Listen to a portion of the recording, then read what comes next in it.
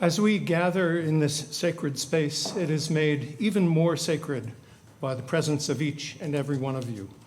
Whether you're here in the sanctuary or joining us online from near or far, we're very glad that we're all here together.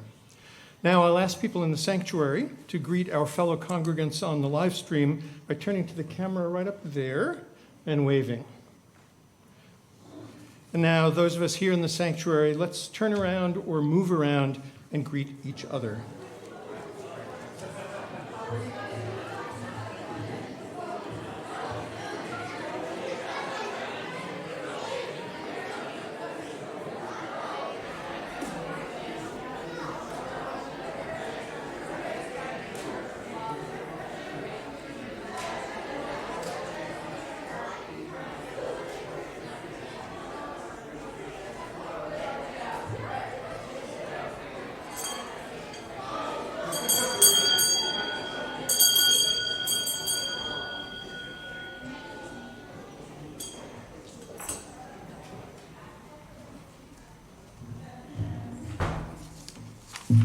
Good morning, and welcome to the Winchester Unitarian Society, a bastion of liberal religion in the Mystic Valley. As Unitarian Universalists, we are not required to believe in any particular dogmas, doctrines, or creeds, but we are required to do certain things. And among these, we must acknowledge and affirm the inherent worth and dignity of every person. Following from that, we must, and we gladly do, extend a warm welcome to anyone and everyone who chooses to gather with us this morning. We're especially pleased to be able to welcome as our guest minister this morning, the Reverend Anita Farber Robertson. Reverend Anita retired in August 2020 after 40 years of active ministry, serving in congregations in New England as settled minister and interim minister. She taught at Andover Newton Theological School as an adjunct professor of communication, and she is honored to be the Minister Emerita at First Parish UU in Canton, Mass. She is the mother of two and stepmother of two, all adult children, grandmother of their combined 8 children, and great-grandmother of 2. She lives by the sea in Swampscott, Mass, with her dog, Tinker. We're very pleased to have her with us this morning. My script says there are no announcements, but that's not true. Breaking news. There was to be a church decorating event, decorating the church with greens on Tuesday, but because of the expected snowstorm, it's been changed to Wednesday, December 3rd at 9:30 a.m. And every year, this is from the Social Action and Outreach Committee, every year our congregation has a mitten tree decorated with mittens. Written on each mitten is a gift that someone in the local community would like to have but may not have the means to purchase for themselves or a family member. So you can choose a mitten or mittens from the tree and choose virtually and purchase the gift for them. This year, our recipients will be our partners at the Woburn Boys and Girls Club that serves 200 families this year. We've expanded our tradition with virtual mittens, which will be available this year on a Sign Up Genius. Gift cards for most local stores are also very welcome. We hope that you will undecorate the tree of its mittens at coffee hour, or also check the virtual mittens on Sign Up Genius. Thank you in advance for your generosity. And we hope that you'll come see the results of our community support on Sunday, December 14th. And now, let us prepare our hearts and minds for the spirit of worship.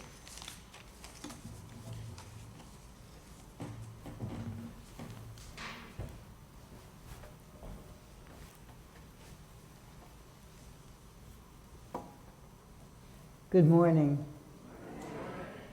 Let's try this. Good morning. Good morning.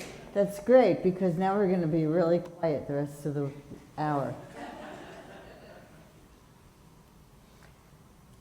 I'd like to ask you now to reach inside yourself and touch that special place in your heart where love blooms and grows.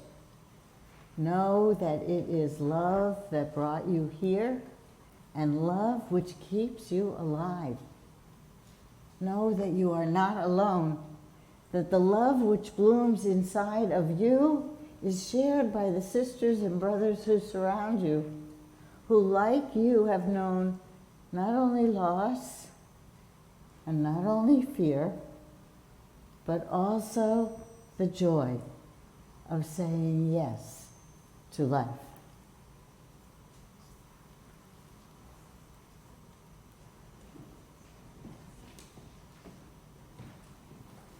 I now invite Olson McClurkin up to light our chalice.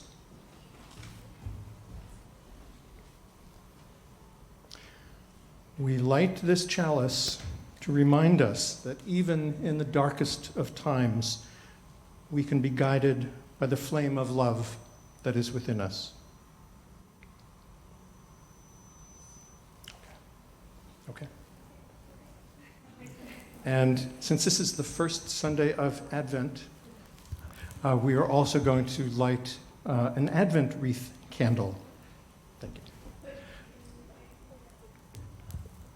And I'm dedicating the Advent candle with adapted words by Rosemary Morrison.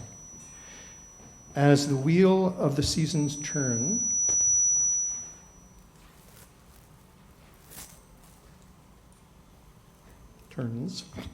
and as we come closer and closer to the sun, we remember that love animates our days and quickens our hearts. Love knows us, holds us, and nurtures us. May love find us this Advent season as we rest here for a moment, take in the stillness, and be present to ourselves and those around us. We light a candle for love.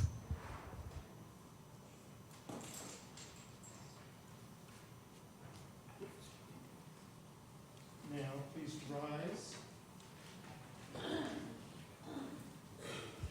Please rise in body or in spirit as we sing hymn number 360, Here We Have Gathered.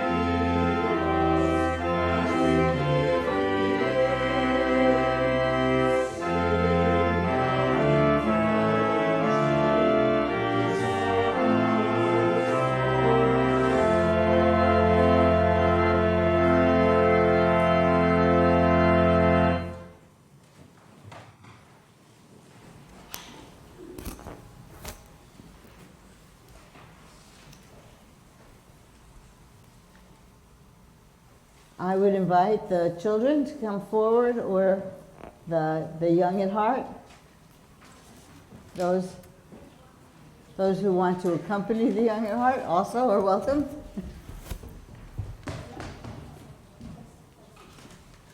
If you come closer, you can see the pictures.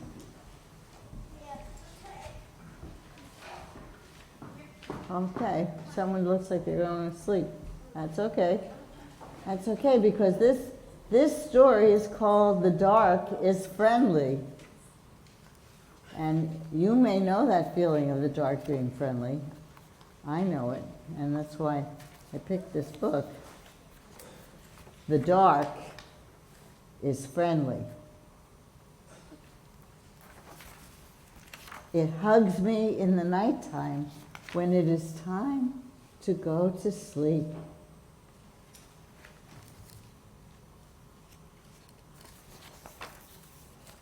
When I close my eyes, it tucks in close like blankets so that I can see my dreams better.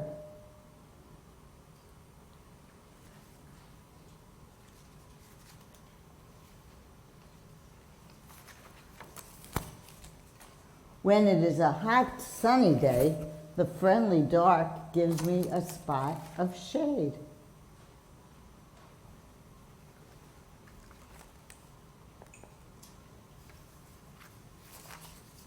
When I dive beneath the waves, it shows me where the clouds are.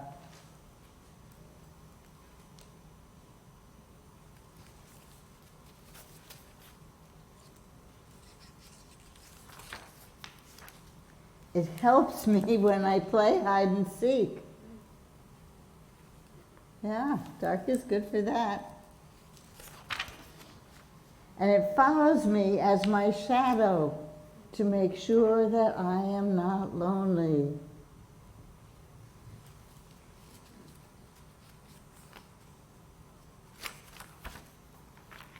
And in the silence of the dark, I am able to find a safe place to fall asleep.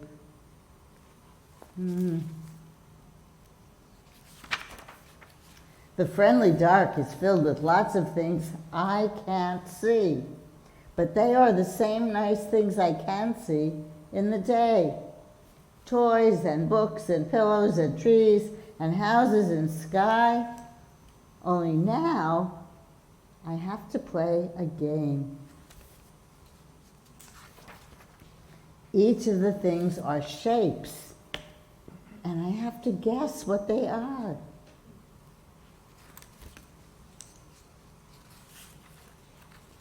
Does it happen to you at night when you turn out the light? You see the shapes?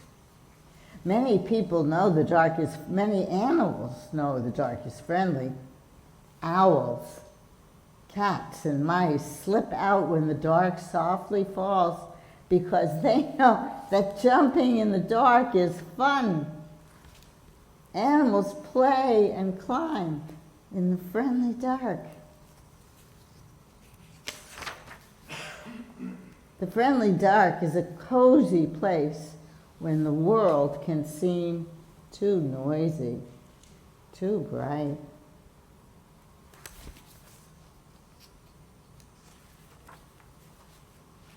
When the friendly dark makes it hard to see, it gives us the gift of hearing and smelling better, turning us like superheroes.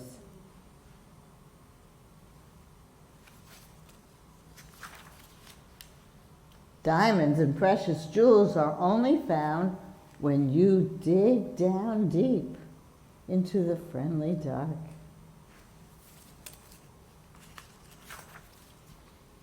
The friendly dark is good for curling up in and talking to loved ones. My sisters and I used to talk in the bed at night.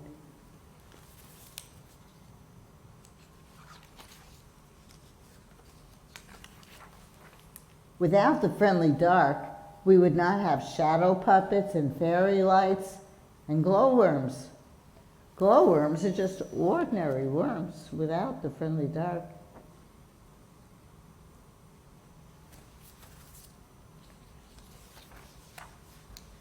Most of all, the friendly dark cuddles us all night long until we are ready for the morning.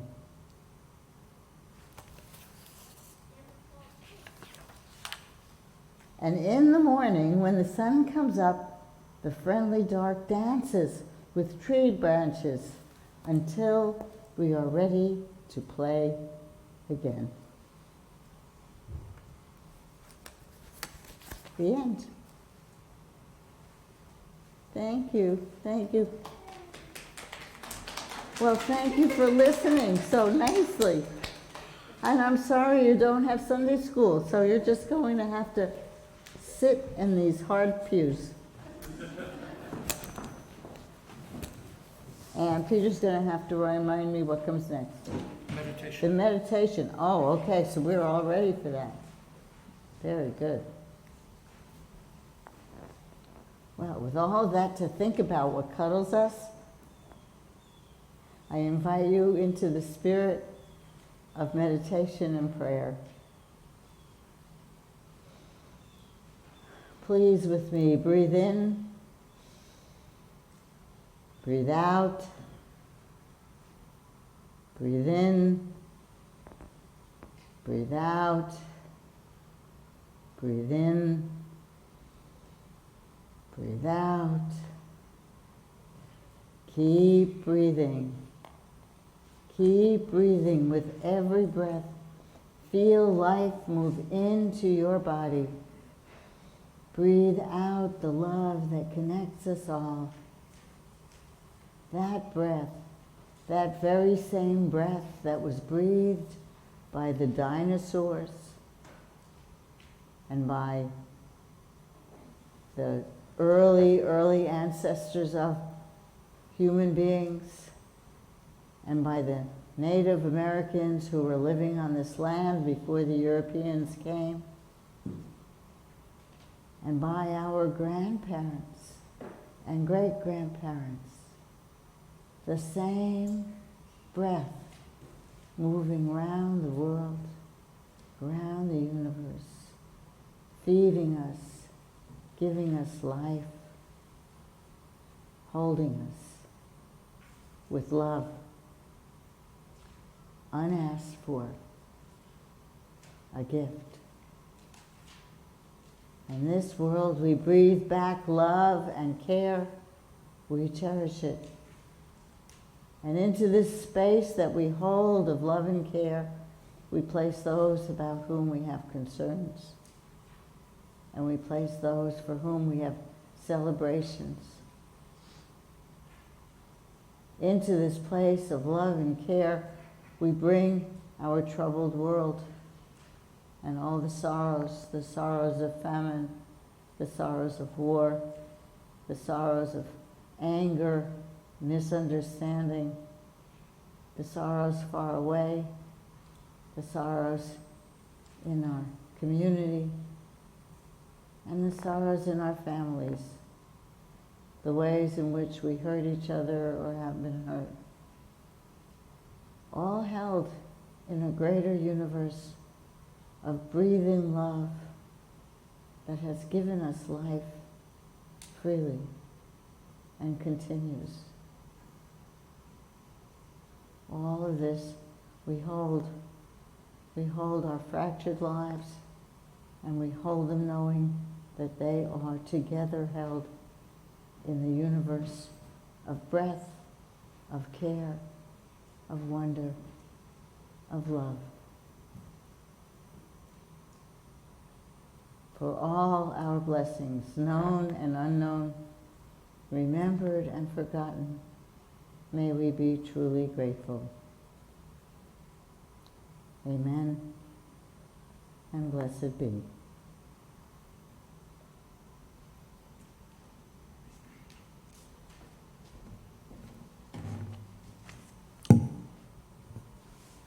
During the kindling of the light, people are invited to come up to the front and light a candle to memorialize a joy or sorrow or concern that you may have in your heart.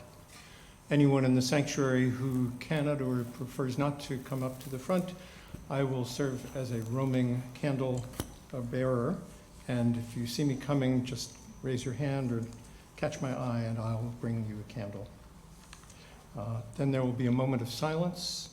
But please have in readiness hymn number 352, Find a Stillness, in your gray hymnal. We will move from silence to singing.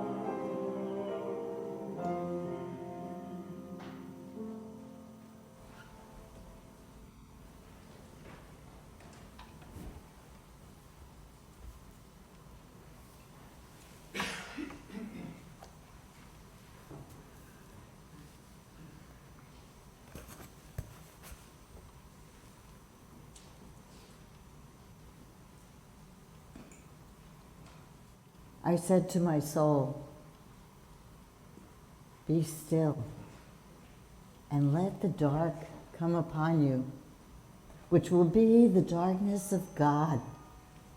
As in a theater, the lights are extinguished for the scene to be changed with a hollow rumble of wings, with a movement on darkness of darkness, and we know that the hills and the trees, the distant panorama, and the bold, imposing facade are all being rolled away.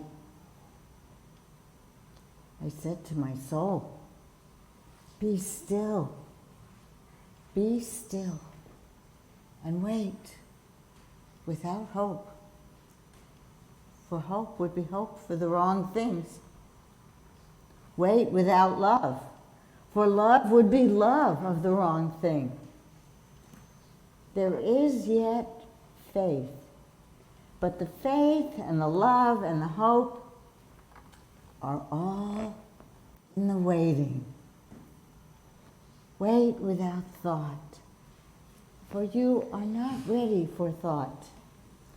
So the darkness shall be the light, and the stillness, the dancing. Whisper of running streams and winter lightning, the wild thyme unseen, and the wild strawberry, the laughter in the garden, echoed ecstasy, not lost, but requiring, pointing to the agony of death and birth. Amen.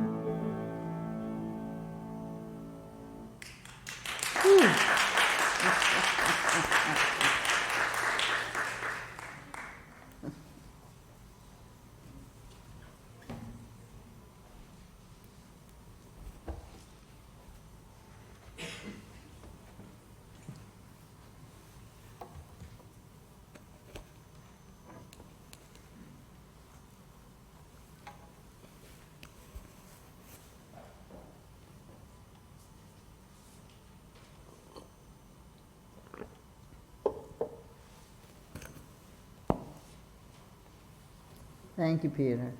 That was beautiful.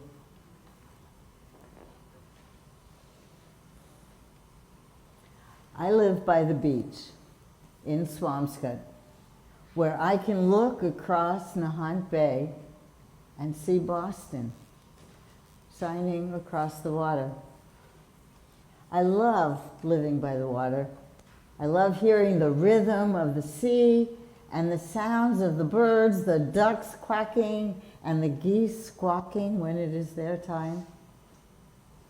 And then, when night falls, earlier and earlier and earlier nowadays, I watch as the lights in Boston come on, twinkling and blinking across the bay, and it makes me smile.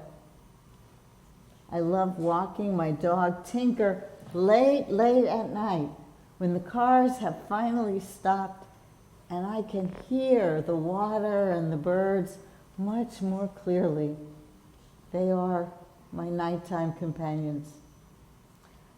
But when I want to really feel the velvet of the night, hear its deep quiet, making the world sound soft and gentle, I go up to my camp in New Hampshire, where the forest trees are quiet and the soft ground is quiet, and even the air is quiet, held by the forest in its dark, sacred canopy.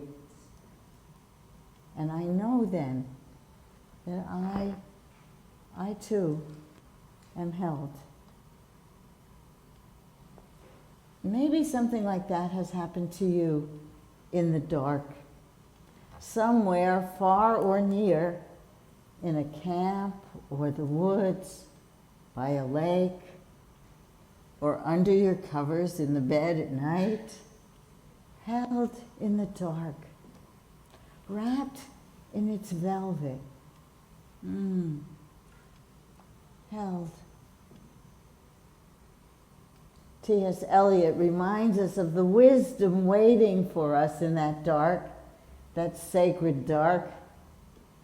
I said to my soul, be still and let the dark come upon you, which will be the darkness of God.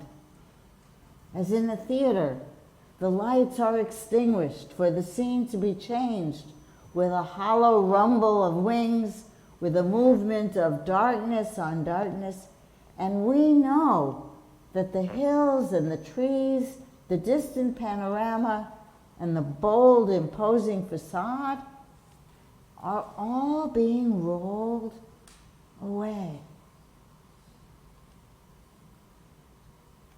What is being rolled away for you? For you, when you let your soul be still. What is being rolled away for you when you stop building dikes against the darkness and let it come upon you? Let it hold you, unadorned you, undefended you, the you who was held in the dark of the womb, safe and beloved. You are still held. Be still and let the darkness come upon you, which shall be the darkness of God.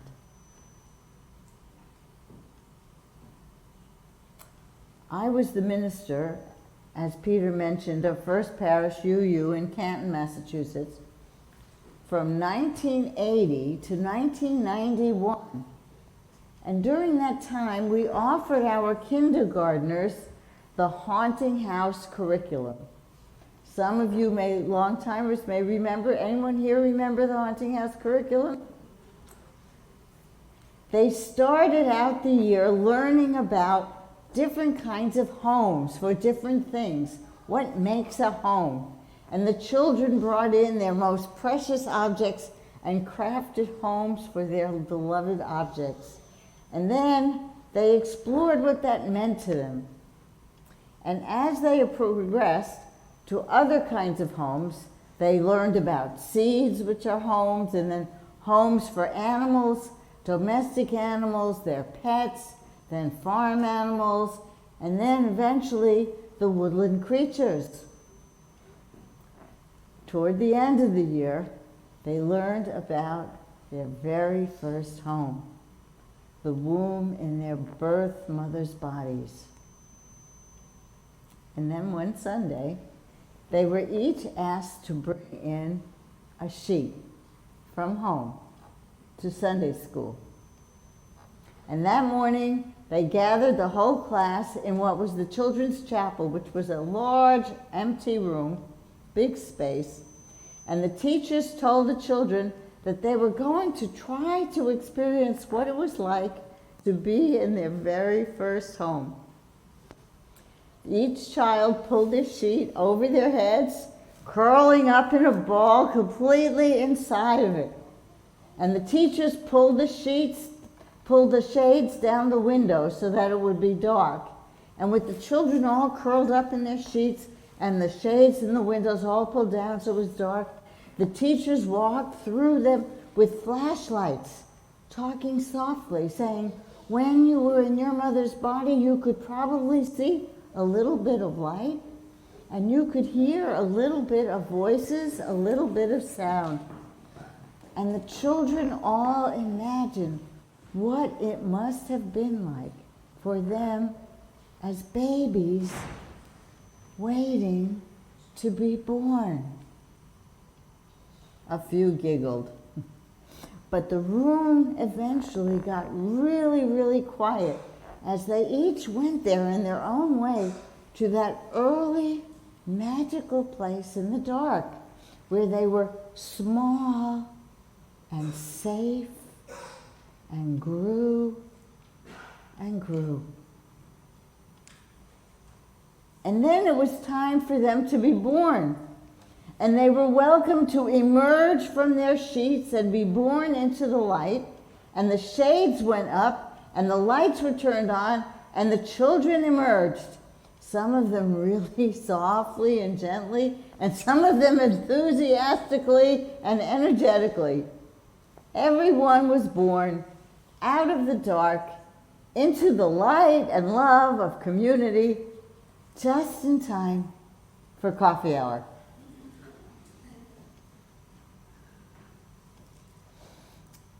I developed a practice during the time that I was there of meeting with the 8th graders at the end of the church year, because the 8th graders were finishing their Sunday school time and moving into youth group. And so I would have them over to my house for pizza and conversation, and we would reflect on their experience in Sunday school, what they loved, what they didn't. And they talked about a lot of the different programs, things they liked about them, things they didn't. They remembered the trips they made to the neighboring faiths. We still do that, don't we? That's something that really, really stuck with them. And then, while they were talking about those visits to neighboring faiths, which they had just recently done, something would happen. Not once, but every single year that I did this with the 8th graders, someone in the group would mention the day that they brought in sheets. The day they brought in sheets and curled up in them in the dark and were born. And before my eyes, those 8th graders were transformed. What had been normal, diverse 8th grade faces, some aloof, some engaged, some looking kind of tough, and some really tentative. Before my eyes, those faces got young and innocent and filled with wonder. For a few minutes, or maybe even many minutes, I was looking at the faces of 5- and 6-year-olds again as they went back there and re-experienced what had been one of the most spiritual experiences of their growing up together.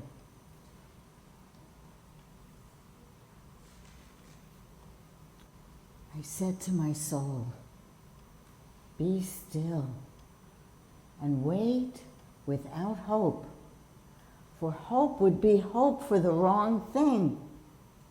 Wait without love, for love would be love of the wrong thing." These children went back to a time of waiting safely without needing anything else. Deeply living in the moment, as we all once did, way back there in the womb. It was beautiful. The faith and the love and the hope are all in the waiting. Eliot reminds us. Faith and love and hope are all in the waiting. Can you be there?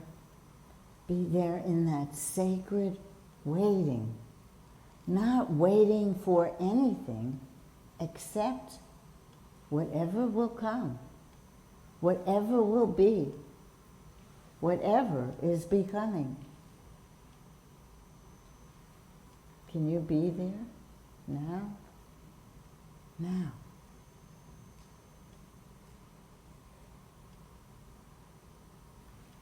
And while you are there, waiting, I invite you once again to reach inside yourself and touch that special place in your heart where love blooms and grows. It's there, still there, placed there in the very beginning. Our Unitarian Universalist faith holds that truth. It is our core value from which all our other values and related principles are born and mature.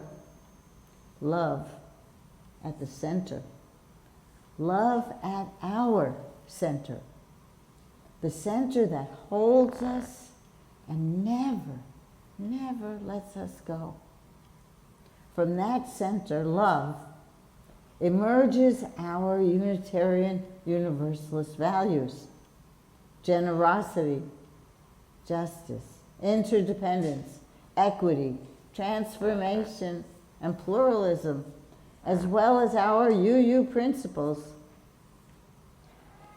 You may have seen that new UU symbol that looks like a flower with love at the center, and the related values emerging like petals on the flower growing out of the center, expressing that center which is love, or in more traditional language, is God. That too is our tradition, our Unitarian Universalist tradition, grounded in the radical affirmation of God's universal inclusion and expression, which was initially rooted in the Christian story. It says in the first letter of John in the Bible, God is love.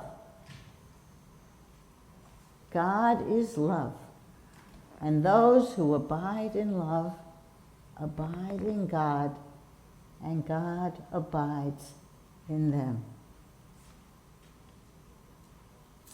Love at the center, from which all that is precious emerges. Love at the center, feeding and nurturing quietly, persistently, dependably, invisibly in the dark, where we cannot see, but only feel it. Today we enter the season of Advent, when in the dark we prepare for the birth of the baby we have called the Prince of Peace, the one who said, "You shall love your neighbor as yourself."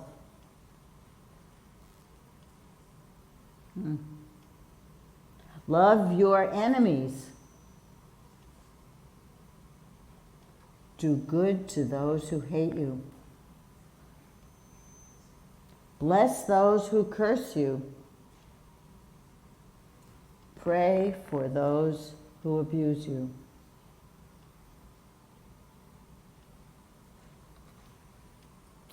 Those can be hard words to hear and harder words to heed in these fractious times. But they may be the very words that save us. Be still and let the love that dwells in your center ripen. Love your neighbor as yourself. Love. It is there. waiting with you and for you every day, and every day thereafter. Trust it. Amen. And blessed be.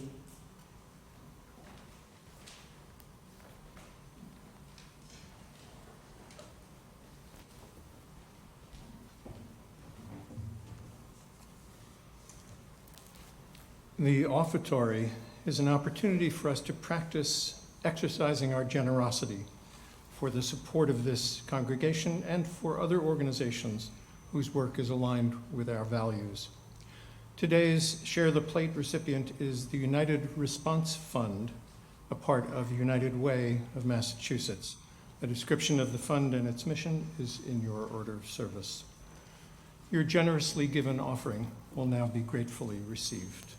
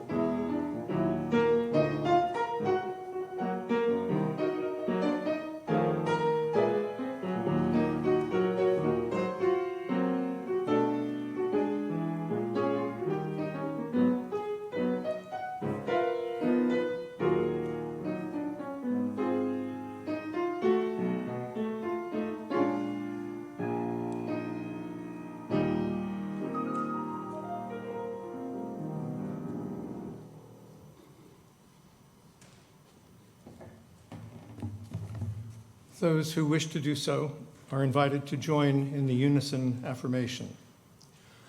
We gather not for ourselves alone, but to use our common power to build the beloved community within and beyond these walls. We create and reaffirm this covenant this day to make justice flourish, to practice compassion amidst difference, and to embody transformative love. Now please rise in body or in spirit as we sing hymn number 108 in the gray hymnal, My Life Flows On in Endless Song. My life goes on in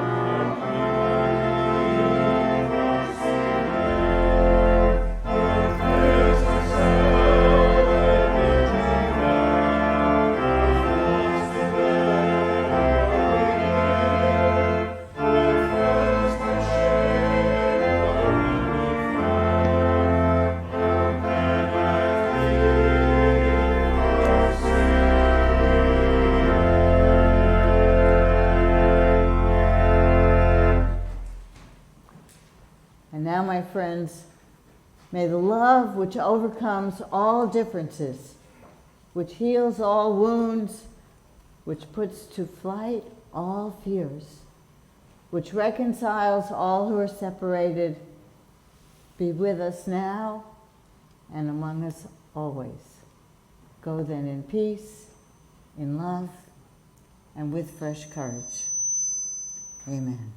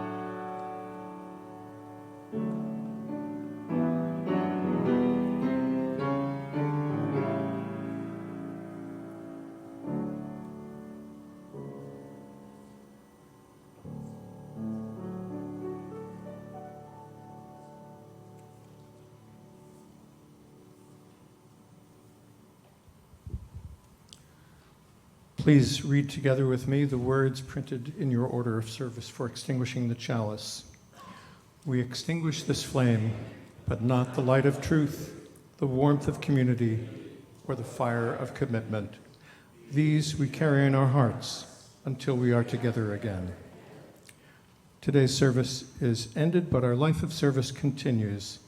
Let's continue our conversation in the Sims room with coffee and snacks.